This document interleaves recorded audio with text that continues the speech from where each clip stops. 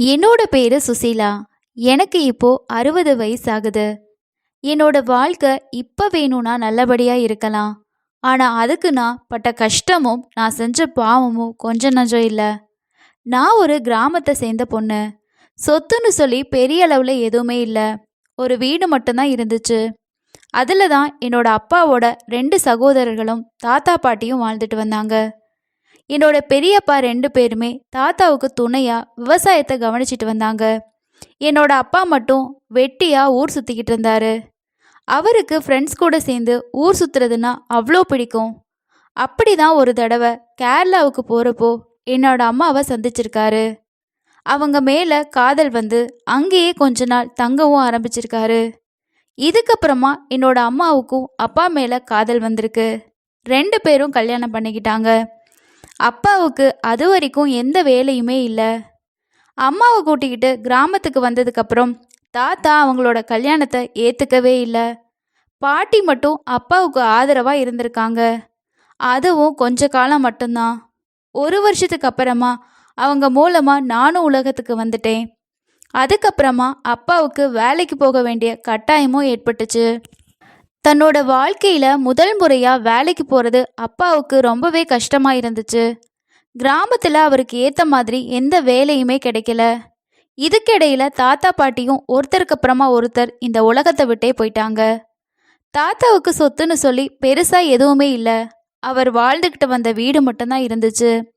அந்த வீட்டோட பங்குன்னு சொல்லி என்னோட அப்பாவுக்கு கொஞ்சம் பணத்தை மட்டும்தான் அவங்களோட சகோதரர்கள் கொடுத்தாங்க. அதை வாங்கிக்கிட்டு அப்பா நகரத்துக்கு வந்துட்டாரு. அங்கு கிடைச்ச எல்லா வேலையுமே செஞ்சுக்கிட்டு ஓரளவுக்கு குடும்பத்தையும் சமாளிச்சுக்கிட்டு வந்தாரு. இதுக்கிடையில எனக்கு 2 சகோதரிகளும் பிறந்தாங்க. என்னோட சின்ன வயசு முதல்ல இருந்தே பசி பட்டினின்னு சொல்லி எங்களோட வாழ்க்கை ரொம்பவே மோசமாக தான் போய்கிட்டு இருந்துச்சு. அந்த வயசுல நான் ஆசைப்பட்ட பொருட்கள் எதுவுமே எனக்கு கிடைச்சதே இல்லை. என்னோட அழுகையோட ஆசையும் கரைஞ்சு போயிடும். ஏழைகளோட ஏழ்மை மேலே அவ்வளோ வெறுப்பாக இருந்துச்சு. இப்படியே பள்ளி படிப்பு முடிஞ்சு நான் கல்லூரி படிக்கவும் ஆரம்பித்தேன். ஆனால் எங்கள் குடும்பத்தோட நிலை மட்டும் அப்படியே இருந்துச்சு. எந்த ஒரு முன்னேற்றமுமே இல்லை. நான் பார்க்குறதுக்கு அவ்வளோ அழகாக இருப்பேன். என்னோட அம்மா போல் என்னையும் ஒரு முறை பார்த்தா திரும்பியும் பார்க்கணும் அப்படிங்கிற அளவுக்கு அழகு. என்னோட அழகு நினச்சி சில நேரம் எனக்கே கர்வமாக இருக்கும். நான் காலேஜ் படிச்சுட்டு இருக்கும்போது கார்த்திக் அப்படிங்கிற பையனை மீட் பண்ணேன். என்னோட காலேஜில் எவ்வளவோ இளைஞர்கள் என்கிட்ட பேசுகிறதுக்கு முயற்சி பண்ணிட்டு இருந்தாங்க. ஆனால் அவனோ என்னை கண்டுக்காமையே அவனோட வேலையில் மும்முரமாகவே இருந்தான். இதனால் என்னோட பார்வை அவன் மேலே விழுந்துச்சு. அவன் எல்லாரையுமே விட கொஞ்சம் வித்தியாசமாகவே நடந்துக்கிட்டான்.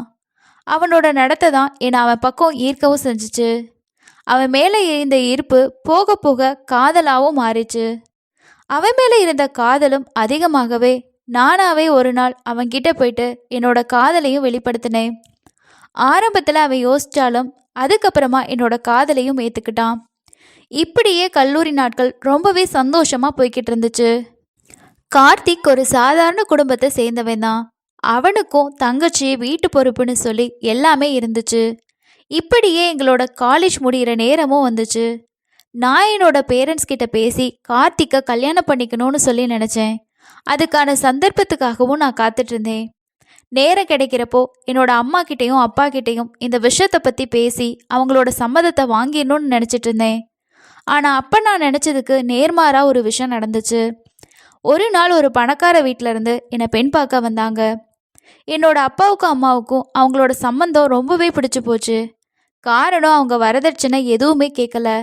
என்ன மட்டுமே கொடுத்தா போதும்னு சொல்லி வற்புறுத்தினாங்க. அப்போ இருந்த நிலைமையில அப்பா அம்மாவுக்கு அதுதான் தேவைப்பட்டுச்சு. மாப்பிள்ளை வீட்டுக்காரங்க தேவை ஒரு அழகான பெண்ணு அவ்வளவுதான்னு சொன்னாங்க. அவங்களோட விருப்பத்தை சொன்னதுமே நான் ரொம்பவே அதிர்ச்சி அடைஞ்சு காலம் தாமதிக்காம அப்பவே கார்த்திக் பற்றி சொல்லிட்டேன். இந்த விஷயத்தை பற்றி கேட்டதுமே அவங்க கொஞ்சம் அதிர்ச்சி ஆனாங்க. அதுக்கப்புறமா என்னோட அம்மா அப்பா எங்களோட காதலை புரிஞ்சுக்கிட்டாங்க. ஏன்னா அம்மாவும் அப்பாவும் காதலிச்சு தானே திருமணம் பண்ணிக்கிட்டாங்க. இதுக்கப்புறமா அப்பாவும் அம்மாவும் என்கிட்ட பேசினாங்க. நீ கார்த்திகை கல்யாணம் பண்ணிக்கிட்டா காலம் முழுக்க எங்களை மாதிரியே தான் கஷ்டப்பட வேண்டியிருக்கும். நாங்கள் இப்போ உனக்காக பார்த்துருக்க மாப்பிள்ளைக்கு குறைன்னு சொல்லி எதுவுமே இல்லை. அவங்க கிட்ட நிறைய பணம் இருக்குது, சந்தோஷமாகவும் அளவில்லாமல் இருக்குது. உனக்கு கீழே இன்னும் 2 சகோதரிகள் இருக்காங்க. கொஞ்ச நெஞ்ச பணத்தையும் உனக்கே செலவழிச்சிட்டா அவங்களோட பாடு திண்டாட்டம் ஆயிடும். அதனால இந்த கல்யாணத்தை நீ செஞ்சுக்கோ.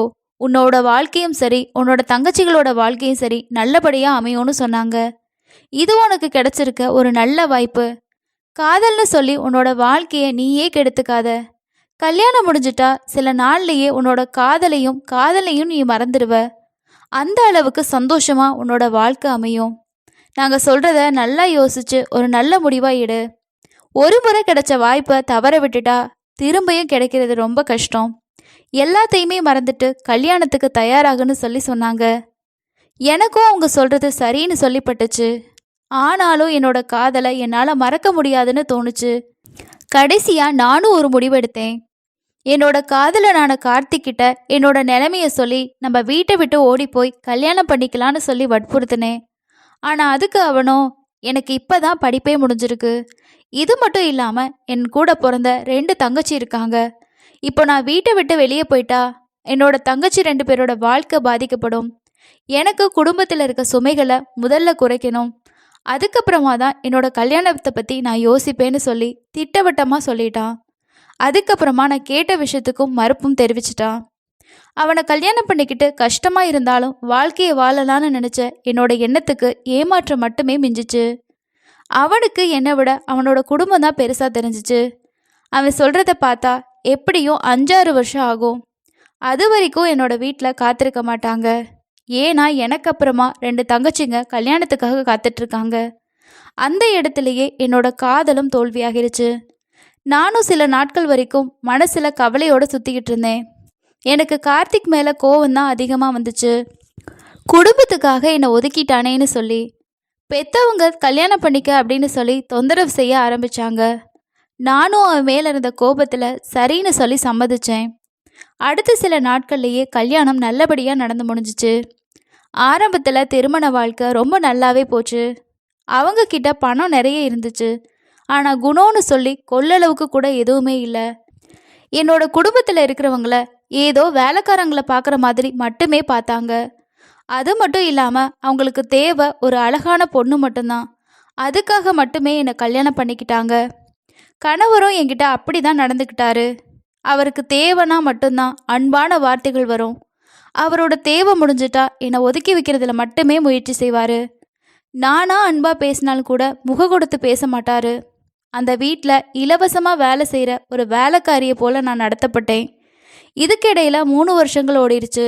2 குழந்தைங்களும் ஆயிடுச்சு. கணவருக்கும் என் மேலே இருந்த ஈர்ப்பும் கொஞ்சம் கொஞ்சமாக குறையவும் ஆரம்பிச்சுது. ஒரு கட்டத்தில் என்னோட கணவருக்கு ஒரு இளம்பெண் கூட தொடர்பு ஏற்பட்டுச்சு. எந்த நேரமும் அவ கூடவே இருக்கவும் ஆரம்பிச்சாரு. என்னையும் என்னோட குழந்தைகளையும் அவர் கண்டுக்கவே இல்லை. வீட்டில் உள்ளவங்களும் அது ஒரு பெரிய விஷயமாவே தெரியல. ஏன்னா பணம் இருந்தால் எதையும் செஞ்சுக்கலான்ற நினைப்பு அவங்க கிட்ட நிறையவே இருந்துச்சு. ஒரு கட்டத்தில் கணவர் வீட்டில் இருந்த எல்லாரோட குணமும் மாறவும் தொடங்கிச்சு. என்ன அவங்களுக்கு சுத்தமாக பிடிக்காம போச்சு. சின்ன சின்ன தவறுகளுக்கு கூட பெரிய அளவில் குறை சொல்ல ஆரம்பித்தாங்க. அவங்களோட கொடுமை தாங்க முடியாமல் நானும் சில சமயம் பெற்றோரோட வீட்டுக்கு வந்துடுவேன். ஆனால் அப்போ கூட என்னோட பெற்றோர், நீ அங்கே தான் இருக்கணும், அதுதான் உனக்கு மரியாதை, நீயும் எங்கள் கூட வந்துட்டா உன்னோட தங்கச்சிகளோட வாழ்க்கை தான் பாதிக்கப்படும், எவ்வளவு கஷ்டமாக இருந்தாலும் கணவரோட வீட்டிலையே இருந்துடு, இனிமே இங்கே வந்துடாதன்னு சொல்லி என்னை சமாதானம் செஞ்சு கணவரோட வீட்டுக்கு அனுப்பி வச்சுட்டாங்க. இதே மாதிரி 4-5 முறை நடந்துச்சு. இது கணவருக்கும் கணவரோட வீட்டாருக்கும் இன்னும் வசதியாக போச்சு. எவ்வளவு கொடுமை செஞ்சாலும் இங்கே தான் அவன் வந்தாகணும் அப்படின்ற நினைப்பும் அவங்களுக்கு வர ஆரம்பிச்சுது. ஒரு கட்டத்தில் வெளியே தவறு செஞ்சுட்டு இருந்த என்னோட கணவர் இப்பெல்லாம் வீட்டுக்கு பெண்களை கூட்டிக்கிட்டு வர ஆரம்பித்தார். என்னோட கண் முன்னாலேயே அவர் மோசமாக நடந்துக்கிட்டாரு. இது எனக்கு இன்னுமுமே மனவேதனையை அதிகரிச்சிச்சு. கோபம் தாங்காமல் அவரோட சண்டை போடவும் ஆரம்பித்தேன். ஒரு கட்டத்தில் நான் அவருக்கு இடைஞ்சலாக மாறியும் போனேன். நான் கேள்வி கேட்டது அவருக்கு சுத்தமாக பிடிக்கல. கணவரும் என்னை விவாகரத்து செய்ய நினச்சாரு. என்னோட பேரண்ட்ஸும் விவாகரத்து பண்ணுற அளவுக்கு நடந்துக்காத, கணவர் எதை செஞ்சாலும் பொறுத்துக்கோன்னு சொல்லி என்ன அவங்களுக்கு அடிமையாக இருக்கும்படி வற்புறுத்தினாங்க. ஒருவேளை நீ விவாகரத்து பண்ணிட்டா எங்களை தேடி வரக்கூடாது, நாங்கள் உன்னை தங்கைகளை வச்சுக்கிட்டு குடும்பம் நடத்துகிறதே பெரிய கஷ்டமாக இருக்குது, நீ உன்னுடைய வாழ்க்கையை பார்த்துக்கோ அப்படின்னு மிரட்டவும் செஞ்சாங்க. எனக்கு புரிஞ்சு போச்சு, பெத்தவங்களால இனி எந்த உதவியும் கிடைக்க போறதில்லன்னு. கணவர் சொன்ன மாதிரியே 2-3 வாரங்களையே விவாகரத்து பண்ணிட்டேன். நான் அந்த வீட்ல இருந்து வெளியேறிட்டேன். அவங்களுக்கு குழந்தைய பத்தி எந்த ஒரு கவலையும் இல்ல. நானும் 2 பிஞ்சு குழந்தைகள கையில ஏந்திக்கிட்டு வீட்டை விட்டு வெளியே வந்தேன். எங்க போறது, என்ன பண்றதுன்னு புரியாம நடு ரோட்ல நின்று தவிச்சுக்கிட்டு இருந்தேன். எப்படியோ கை காதுகள்ல இருந்த சிறு நகைகளை வித்து எனக்குன்னு ஒரு வாடகை வீடை பிடிச்சுக்கிட்டேன். கொஞ்ச நாட்கள் வரைக்கும் அந்த பணம் போதுமானதா இருந்துச்சு. ஆனா அதுக்கப்புறமா வாழ்க்கையோட உண்மையான அர்த்தங்கள் எனக்கு புரிய ஆரம்பிச்சிச்சு. குழந்தைங்க பசியால அழ ஆரம்பிச்சாங்க. அப்பெல்லாம் அவங்கள நினைச்சு அழுதுகிட்டே இருப்பேன். அக்கம் பக்கத்தில் உள்ள வீடுகளுக்கு வேலைக்கு போகவும் ஆரம்பித்தேன். அதில் வர்ற வருமானத்தை வச்சு ஓரளவுக்கு என்னோட குழந்தைங்களோட பசியை போக்க முடிஞ்சுது. எங்கே போனாலுமே என்னோட கணவரை போல ஒரு கேவலமான ஜென்மத்தை சந்திக்கத்தான் வேண்டியிருக்கு. அவங்க கிட்ட இருந்து என்னை பாதுகாத்துக்கிறதே ஒரு பெரிய விஷயமா இருந்துச்சு. நிறைய இடங்கள்ல அவங்களுக்கு பயந்து வேலையை விட வேண்டிய சூழ்நிலையும் ஏற்பட்டுச்சு. இப்படியே சில மாசங்கள் வரைக்கும் போச்சு. நிறைய வேலை, நிறைய மனுஷங்க, ஒவ்வொரு பாடத்தையும் கற்றுக்கிட்டேன். அப்பெல்லாம் எனக்கு நினைவுக்கு வரும் ஒரு விஷயம் மட்டும்தான். ஒரு விஷயம் பணம் மட்டும்தான். பணம் அப்படிங்கிறது ஒன்று மட்டும் இருந்தால் இந்த தொல்லை எல்லாமே இருக்காதுன்னு சொல்லி எனக்கு தோண ஆரம்பிச்சுது. ஒரு நாள் ஒரு பணக்கார இளம்பெண் என்னோட வீட்டுக்கு வேலை செய்கிறதுக்கு ஆள் தேவைன்னு சொல்லி தெரிஞ்சவங்க மூலமாக தகவல் கொடுத்தாங்க. நானும் அங்கே போய் முயற்சி செய்யலான்னு சொல்லி நினச்சி அவங்க சொன்ன அந்த அட்ரஸ்க்கு போய் பார்த்தேன். அங்கே போய் பார்க்கும்போது எனக்கு ரொம்பவே அதிர்ச்சி காத்துட்டு இருந்துச்சு. ஏன்னா அங்கே இருந்த இளம்பெண் வேறு யாரும் இல்லை, என்னோட காலேஜில் படித்த என்னோட தோழி தான். என்ன அந்த கோலத்தில் பார்த்த அவளும் ரொம்பவே ஷாக் ஆகுனா. அவள் நான் பணக்கார இடத்துல நல்லபடியாக வாழ்ந்துட்டுருக்கேன்னு சொல்லி நினச்சிக்கிட்டு இருந்தா. இதுக்கப்புறமா அவளும் கவலையா என்னை பற்றி விசாரிக்க நானும் நடந்த எல்லா விஷயத்தையுமே அவகிட்ட ஒன்று விடாமல் சொல்லிட்டேன். அவளும் என்னோட நிலைமையை நினச்சி ரொம்பவே கவலைப்பட்டா. இதுக்கப்புறமா அவளும் என்கிட்ட குழந்தைங்கள கூட்டிட்டு வா, இங்கேயே தங்கிக்கோ, உனக்கு எந்த உதவியாக இருந்தாலும் என்கிட்ட தயங்காமல் கேளுன்னு சொல்லி சொன்னான். அப்புறமா 2 மாத சம்பளத்தை முன்பணமாக கொடுத்தா. எனக்கு ஒரு பக்கம் சந்தோஷமாக இருந்தாலும் இன்னொரு பக்கம் வேதனையாக இருந்துச்சு.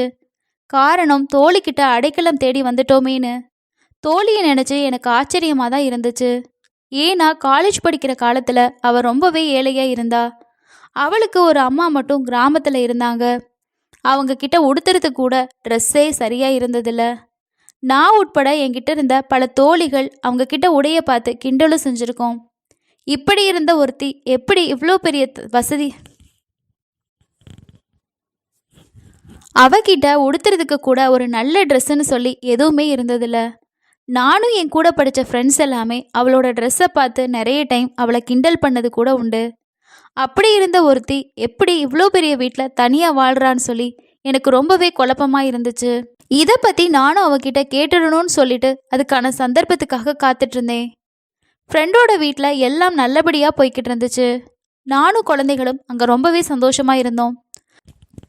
என்னோட தோழி மட்டும் அடிக்கடி வெளியில் போயிட்டு வரதா சொல்லி வீட்டிலேருந்து கிளம்பி போவா. அப்படி போனால் 2-3 நாள் கழிச்சு தான் வீட்டுக்கே வருவா. வரும்போது நிறைய பணம் எடுத்துகிட்டு வருவா.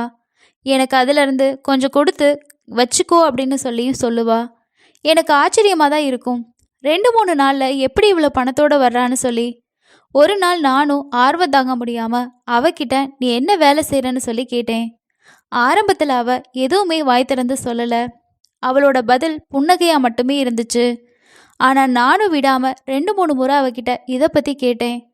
ஒரு நாள் அவளும் என்னோட பக்கத்தில் வந்து உட்கார சொல்லிட்டு, நான் காலேஜில் படித்து முடிச்சதுக்கப்புறமா நிறைய இடத்துல வேலைக்கு முயற்சி பண்ணேன். சில இடங்களில் வேலையும் கிடச்சிச்சு. ஆனால் அங்கே இருந்த சில நபர்கள் என்கிட்ட வேலையை காரணமாக காட்டி தவறாக நடந்துக்கிறத மட்டுமே முயற்சி செஞ்சாங்க. அவங்களுக்கு பயந்து வேலையை விட வேண்டிய சூழ்நிலை ஏற்பட்டுச்சு. இதுக்கிடையில் என்னோட அம்மாவோட உடல்நிலை ரொம்பவே மோசமாகி அவங்களுக்கு மருந்து வாங்குறதுக்கு கூட என்கிட்ட காசு இல்லை. அவங்களோட மருத்துவ செலவுக்கு நிறைய பணம் தேவைப்பட்டுச்சு. அப்போ தான் ஒரு பொண்ணு பழக்கமானாங்க. அவங்க தான் முதலாக என்னை 4-5 நபர்கிட்ட அழைச்சிட்டு போனாங்க. அவங்க அன்னைக்கு நைட்டு பல கொடுமைகளை எனக்கு செஞ்சாங்க. நரகம்னா என்னன்னு சொல்லி காட்டினாங்க. ஆனால் விடிஞ்சதுக்கப்புறமா என்னோட கையில் பல ரூபாய் நோட்டுகளை கட்டுகளையும் கொடுத்தாங்க. பணத்தை பார்த்ததுமே நான் அவங்க கிட்டப்பட்ட கஷ்டம் எல்லாமே பறந்து போச்சு. அதே பணத்தை வச்சு தான் அம்மாவோட மருத்துவ செலவுக்கும் எனக்கு தேவையானதையும் நிறைவேற்றிக்கிட்டேன். அங்கேருந்து தான் என்னோட வாழ்க்கையும் தொடங்கிச்சு. பெரிய பெரிய பணக்காரங்க அவங்களோட உடல் தேவையை தீர்த்துக்கிறதுக்காக என்னை கூப்பிடுவாங்க. அவங்க கொஞ்சம் கஷ்டமாக இருந்தாலும் வர்றப்போ நிறைய பணமும் கொடுத்து அனுப்புவாங்க. நான் செய்கிறது தவறு தான். ஆனால் அதையும் தாண்டி பணம் அப்படிங்கிற ஒரு விஷயம் எனக்கு நிறையவே தேவைப்பட்டுச்சு. அது ஓரளவுக்கு இப்போ எனக்கு கிடச்சிருச்சு. என்னோட அம்மா இந்த டவுனில் நான் பெரிய வேலையில் இருக்கிறதா நினச்சிட்டு இருக்காங்க. இன்னும் சில மாதங்களில் எல்லாத்தையுமே விட்டுட்டு அம்மாவோட விருப்பப்படி அவங்க பார்க்குற மாப்பிள்ளைய கல்யாணம் பண்ணிக்கலான்னு நினைக்கிறேன். அவள் சொன்னதை கேட்டு எனக்குமே அதிர்ச்சியாகவும் ஆச்சரியமாகவும் இருந்துச்சு. அதுக்கப்புறமா அவள் என்கிட்ட மெதுவாக சொன்னான், நான் சொல்கிறத நல்லா கேட்டுக்கோ. உனக்கும் 2 குழந்தைங்க ஆயிடுச்சு. நீயும் இப்போ ஆதரவு இல்லாமல் தனியாக தவிச்சிட்ருக்க. நானும் சில மாதங்களில் இந்த ஊரை விட்டு போயிட்டா அதுக்கப்புறம் உன்னோட வாழ்க்கை இன்னுமுமே மோசமடைய வாய்ப்பு இருக்குது. நீயும் இப்போ கூட பார்க்குறதுக்கு அழகாக தான் இருக்க.